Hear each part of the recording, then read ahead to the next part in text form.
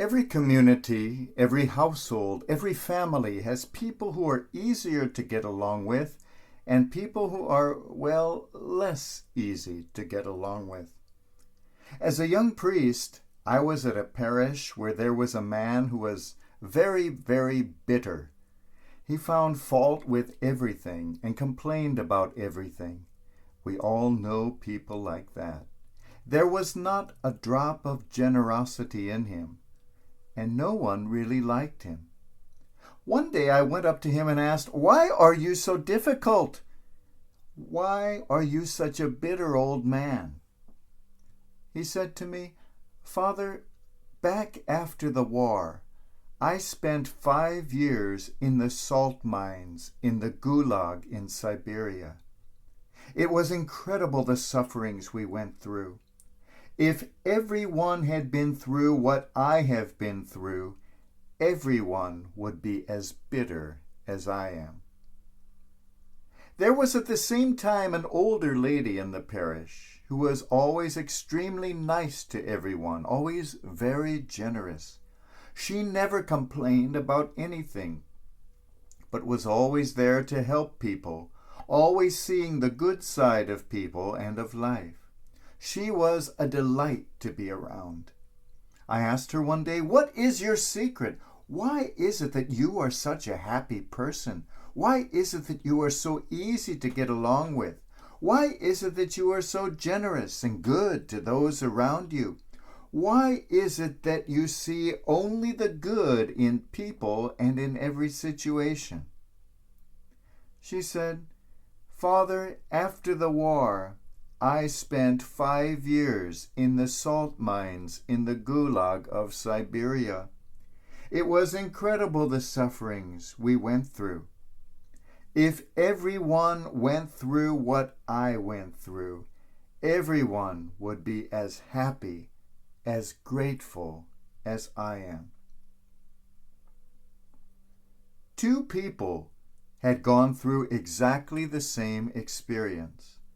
The one person was turned into a bitter, unhappy person, and the other was turned into a charitable, good, and very happy person. What was the difference? The difference between the two, the difference between bitterness and happiness, is gratitude.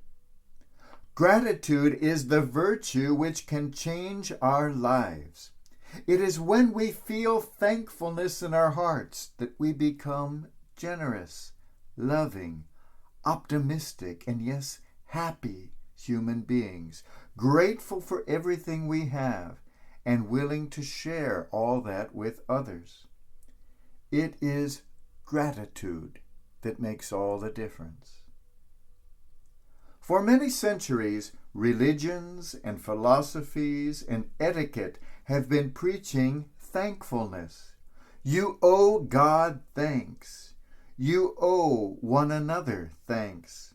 You had better write a thank you note to the person who gave you something. For centuries, thankfulness was the realm of religion and etiquette books, and it was unknown terrain for the psychological sciences. In the last couple decades, however, the field of psychology has discovered the richness contained in gratitude.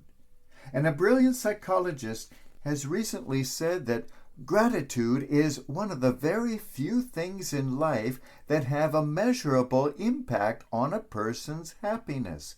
How happy you are today depends on how grateful you are today.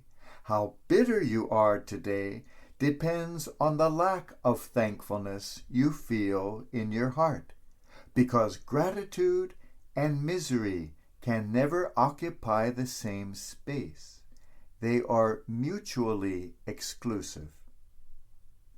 As a modern psychologist, Albert Clark, has written, "In our daily lives, we must see that it is not happiness which makes us grateful, but rather gratefulness which makes us happy." How true that is. We can see it in our own lives. A grateful person, a happy person, is also a generous person, one who counts their own blessings and is quite willing to share them with others. I once knew a little boy celebrating his 5th birthday. He heard us talk one day in church about poor children who don't have a nice Christmas or nice toys.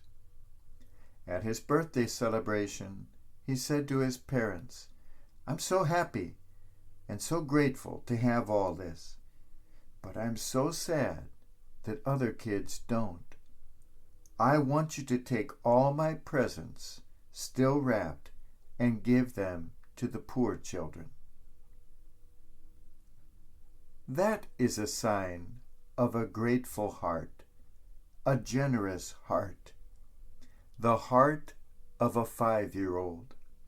And I hope that can also become the heart of a 25-year-old, a 65-year-old, a 95-year-old. We can all have that grateful and generous and loving and happy heart of a 5-year-old child. It is that virtue of gratitude, that virtue of thanksgiving we celebrate today, which will make all the difference in our life. Today we see so many people with a huge sense of entitlement. They think they have every good thing coming to them, and they are not grateful for anything. They will sue to get what they think is coming to them. They have the mentality that they are always victims of something or other. They are bitter, and they never find happiness. What is it they are lacking? It is that virtue of gratitude, being thankful for what we have. And so on this Thanksgiving Day, let us ask God to make us happy by making us thankful.